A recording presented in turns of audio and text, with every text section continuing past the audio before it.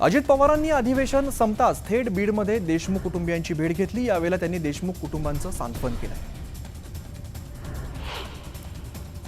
Mastermind कोणीही असो कोणाला सोडणार नाही, दोषींना कठोरात कठोर कारवाई होणारच असं आश्वासन अजित पवारांनी संतोष देशमुख यांच्या कुटुंबियांना दिलं। बीडमध्ये जात उपमुख्यमंत्री अजित पवारांनी देशमुख कुटुंबियांची भेट घेतली। यावेळेला संतप्त झालेल्या गावकऱ्यांनी अजित पवारांसमोर घोषणाबाजी केली आहे। धनंजय मुंडेंना मंत्रिमंडळातून काढा अशी मागणी सुद्धा गावकऱ्यांनी केली आहे।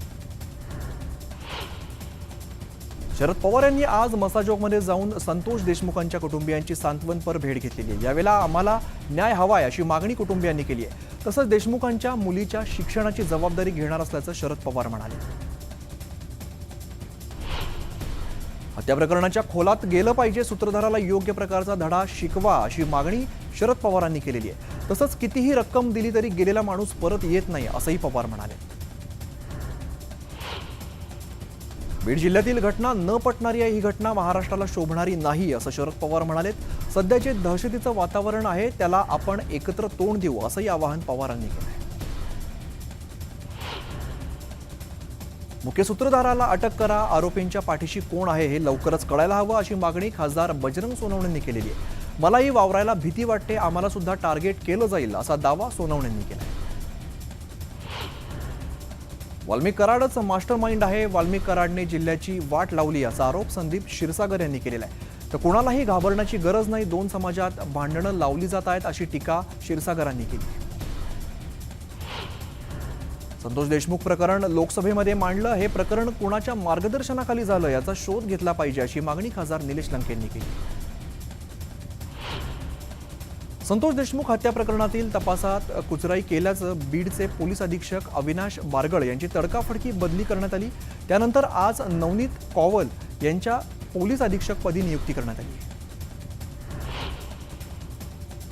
लोकसभेचे विरोधी पक्षनेते राहुल गांधी 23 डिसेंबरला परभणी दौऱ्यावरती येणार आहेत। यावेळेला सोमनाथ सूर्यवंशींच्या कुटुंबियांची राहुल गांधी भेट घेणार आहेत। परभणीतील सोमनाथ सूर्यवंशी मृत्यू प्रकरणामध्ये अधिकाऱ्यांना निलंबित करून त्यांच्यावरती गुन्हा दाखल करावा अशी मागणी जालन्याचे माजी आमदार कैलास गोरंट्याल यांनी केलेली आहे। तसंच सूर्यवंशींच्या नातेवाईकातील एकाला सरकारी नोकरी द्यावी असंही ते म्हणाले। धाराशिवचे खासदार ओमराजे निंबाळकर यांनी संतोष देशमुख यांच्या कुटुंबियांची भेट घेतली आणि त्यांचं सांत्वन केलंय। यावेळेला त्यांनी घटनेचा निषेध करत हल्लाबोल केलेला आहे। पुरोगामी महाराष्ट्राला ही घटना शोभणारी नाही असंही ते म्हणाले। लवकरच खातेवाटप जाहीर करण्यात येईल, आज संध्याकाळी किंवा उद्या सकाळपर्यंत खातेवाटप जाहीर होईल अशी माहिती मुख्यमंत्री देवेंद्र फडणवीस यांनी दिली। मी बीडची पालक आहे, मात्र आता पालकमंत्री करायचं की नाही हे मुख्यमंत्री देवेंद्र फडणवीसच ठरवतील असं सूचक वक्तव्य पंकजा मुंडेंनी केलंय। आज खातेवाटप होईल असं वाटत नाही, तीनही नेते जो निर्णय घेतील तो आम्हाला मान्य आहे। रायगडचं पालकमंत्री पद नशिबात असेल असं वाटतंय असं वक्तव्य भरत गोगावले यांनी केलंय। कोणतंही खातं मिळालं तरी अडचण नाही, जे खातं मिळेल त्याचं प्रामाणिकपणे काम करू अशी प्रतिक्रिया गुलाबराव पाटलांनी दिली आहे। एवढं मोठं बहुमत असताना सुद्धा महायुतीला खातेवाटप करता येत नाही अशी टीका संजय राऊतांनी केली आहे। ज्याच्या हातात ईव्हीएम त्याच्या हातामध्ये लोकशाही असं देशामध्ये समीकरण असा घणाघात सुद्धा राऊतांनी केला आहे। सरकारला प्रचंड बहुमत मिळालं तरी सुद्धा खातेवाटप झालेलं नाहीये। पहिलं अधिवेशन असेल ज्यामध्ये मंत्री खात्याविना आहेत असा टोला नाना पटोलेंनी लगावलेला आहे। तर मंत्र्यांचं सध्या बिनपगारी काम सुरू असल्याची सुद्धा टीका त्यांनी केली। अजित पवार नाराज नाहीत, ते माझी परवानगी घेऊनच बीडमध्ये गेलेत असं स्पष्टीकरण मुख्यमंत्री देवेंद्र फडणवीसांनी केलं। अधिवेशन यशस्वीरित्या पार पडलेलं आहे, महायुतीचं सरकार पुन्हा आलंय, टीम तीच आहे, फक्त मॅच नवीन आहे, त्यामुळे सर्व योजना सुरू राहणार असं आश्वासन उपमुख्यमंत्री एकनाथ शिंदेंनी केलंय। उपमुख्यमंत्री एकनाथ शिंदेंनी आदित्य ठाकरेंवरती निशाणा साधलाय। काही लोकांना वाटतं की सभागृहात बोलण्यापेक्षा मीडियासमोर बोललं म्हणजे झालं असं म्हणत आदित्य ठाकरेंना टोला लगावलाय। जनतेला कामं करणारी लोक आवडतात, त्यामुळे काम करणाऱ्यांना जनता साथ देते, घरी बसणाऱ्यांना जनता घरीच बसवते असा खोचक टोला एकनाथ शिंदेंनी उद्धव ठाकरेंना लगावलाय। उपमुख्यमंत्री एकनाथ शिंदेंनी काँग्रेसवरती हल्लाबोल केलेला आहे। काँग्रेसने बाबासाहेब आंबेडकरांच्या मृत्यूनंतरही त्यांची अवहेलना करण्याची संधी सोडलेली नाहीये असा आरोप एकनाथ शिंदेंनी केला आहे। भाजप आमदार सुरेश धस यांनी पीक विमा योजनेमध्ये होणारा घोटाळा उघडकीस आणलेला होता. याचंच गांभीर्य लक्षात घेत पीक विमा योजनेची चौकशी करणार अशी घोषणा मुख्यमंत्री देवेंद्र फडणवीसांनी केली. विदर्भ मराठवाड्यासाठी सरकारने महत्त्वाचे निर्णय घेतले. 10 लाख एकर जमीन ओलिताखाली आणण्याचा निर्णय सरकारनं घेतलाय. नदीजोड प्रकल्पासंदर्भातील महत्त्वाचे निर्णय सुद्धा सरकारकडून घेण्यात आलेत अशी माहिती मुख्यमंत्र्यांनी दिली. दीपक केसरकरांनी आदित्य ठाकरेंवरती गंभीर आरोप केलेला आहे. शिवसेना संपवण्यास आदित्य ठाकरेच जबाबदार आहेत. आदित्य ठाकरेंनाच काँग्रेससोबत जायचं होतं असा गंभीर आरोप दीपक केसरकरांनी केला. आदित्य ठाकरेंनी दीपक केसरकरांवरती निशाणा साधलेला आहे. माजी शालेय मंत्र्यांची चौकशी करण्यात यावी अशी मागणी आदित्य ठाकरेंनी केली आहे. तर शालेय गणवेशात केसरकरांनी मलाई खाल्ली असा आरोप सुद्धा आदित्य ठाकरेंनी केला आहे. एकनाथ खडसे यांच्यावरती आमदार मंगेश चव्हाण यांनी टीका केलेली आहे. खडसेंना वयोमानानं काय बोलावं याचं भान राहत नाही. त्यांनी आतापर्यंत लोकांना त्रास दिला, त्याचेच परिणाम खडसेंना भोगावे लागतात असा हल्लाबोल सुद्धा त्यांनी केला.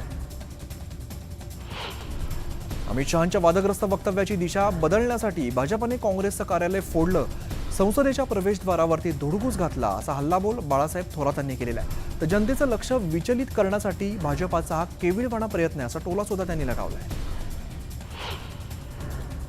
गोकुळदूत संघावरून मंत्री हसन मुश्रीफ आणि आमदार राजेश क्षीरसागर यांच्यामध्ये चांगलीच झुंपली आहे. महायुतीची एक हाती सत्ता आल्यानंतर गोकुळदूत संघामध्ये सत्तांतर करावं अशी मागणी करण्यात येते. मात्र क्षीरसागर यांनी निषेध करत वरिष्ठांनी निर्णय देण्याची मागणी केलेली आहे. वळसे पाटलांना मंत्रिपद न मिळाल्याने कार्यकर्त्यांनी नाराजी व्यक्त केली होती. मात्र यावेळी वळसे पाटलांनी कार्यकर्त्यांना सुनावलेला आहे. 1,500 मतांनी निवडून आलोय असं सांगून मंत्रिपद मागू नका असा सवाल त्यांनी कार्यकर्त्यांना केला आहे.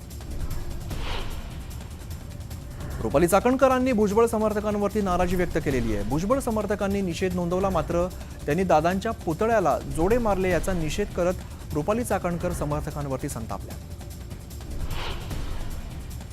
20 जानेवारीला शिर्डीमध्ये भाजपाचा देशव्यापी मेळावा पार पडतोय. मेळाव्यामध्ये भाजप प्रदेशाध्यक्ष म्हणून रवींद्र चव्हाण यांचं नाव जाहीर केलं जाण्याची शक्यता आहे. आगामी पालिका निवडणुकीच्या पार्श्वभूमीवरती उद्धव ठाकरे ॲक्शन मोडमध्ये आलेले आहेत. महानगरपालिका निवडणुकीच्या तयारीसाठी ठाकरेंनी मुंबईतील निरीक्षकांची मातोश्रीवरती बैठक बोलावली. राष्ट्रवादीचे ज्येष्ठ नेते छगन भुजबळ मोठा निर्णय घेण्याच्या तयारीमध्ये आहेत. आज आणि उद्या भुजबळ राज्यभरातील ओबीसी नेत्यांची भेट घेणार आहेत. त्यांची मतं जाणून घेऊन भुजबळ पुढचा निर्णय जाहीर करणार आहेत. पालिका निवडणुका स्वबळावरती लढण्याचे संकेत संजय राऊतांनी दिलेत. स्थानिक पातळीवरती स्वबळाची मागणी असतेच, स्वबळावरती लढावं ही कार्यकर्त्यांची भावना आहे. भाजपासोबत असताना सुद्धा आम्ही मुंबई स्वतंत्र लढली होती असं संजय राऊत म्हणाले. बीएमसी निवडणूक हा कळीचा मुद्दा आहे. ही निवडणूक आम्हाला जिंकावीच लागेल. आम्ही जिंकलो नाही तर मुंबई वेगळी होईल असं संजय राऊतांनी म्हटलंय. विधान भवनामध्ये विधान परिषदेच्या आमदारांनी फोटो सेशन केलेलं आहे. यावेळेला विधान परिषद आमदार आणि विद्यमान मंत्री उपस्थित होते.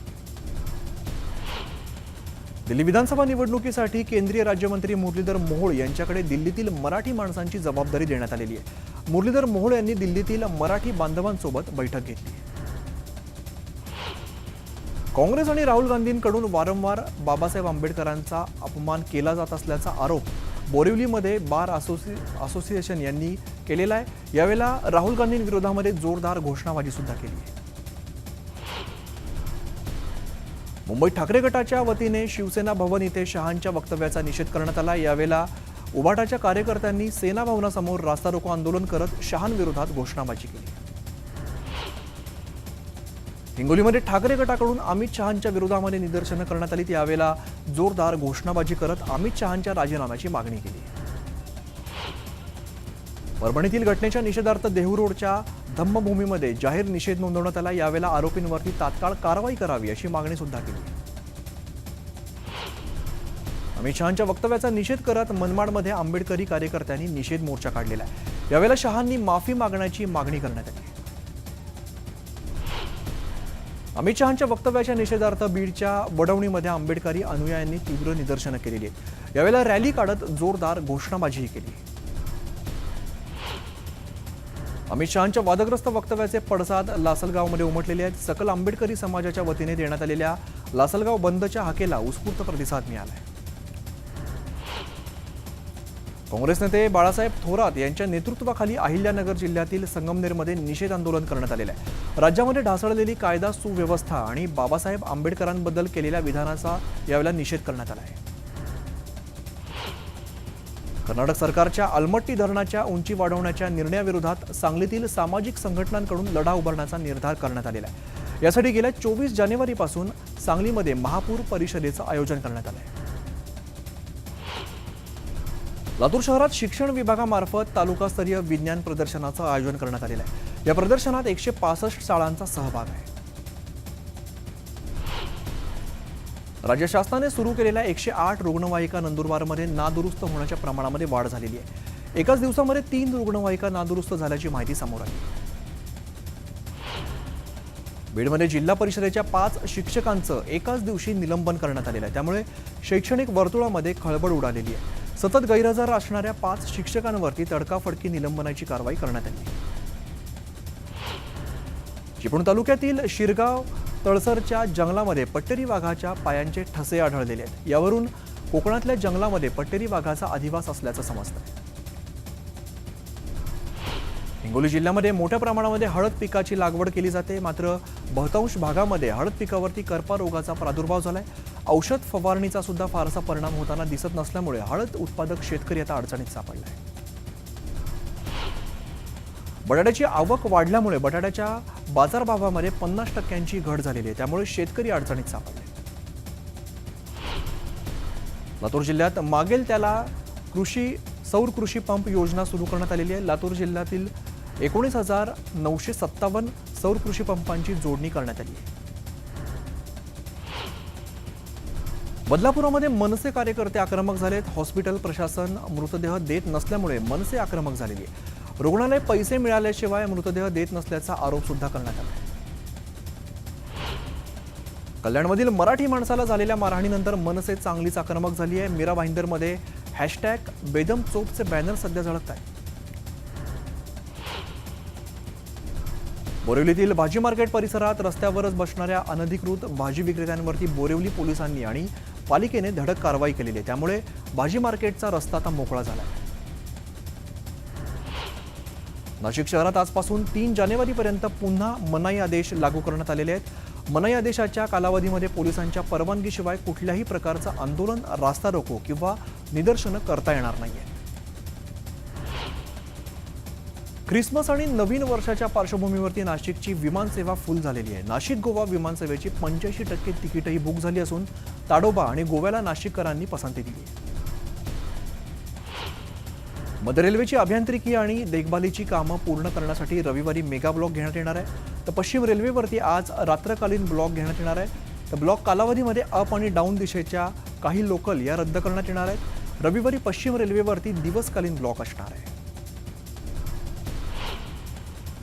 मध्य रेल्वे मार्गावरती 21 डिसेंबर आणि 22 डिसेंबरला CSMT ते कल्याण आणि कल्याण ते कर्जत या मार्गावरती गर्डर टाकण्यासाठी काम करण्यासाठी ब्लॉक घेण्यात येणार असल्याची माहिती रेल्वे प्रशासनाने दिली आहे. त्यामुळे अप आणि डाऊन धीम्या आणि जलद मार्गावरती 5व्या आणि 6व्या मार्गावरती काम असणार आहे.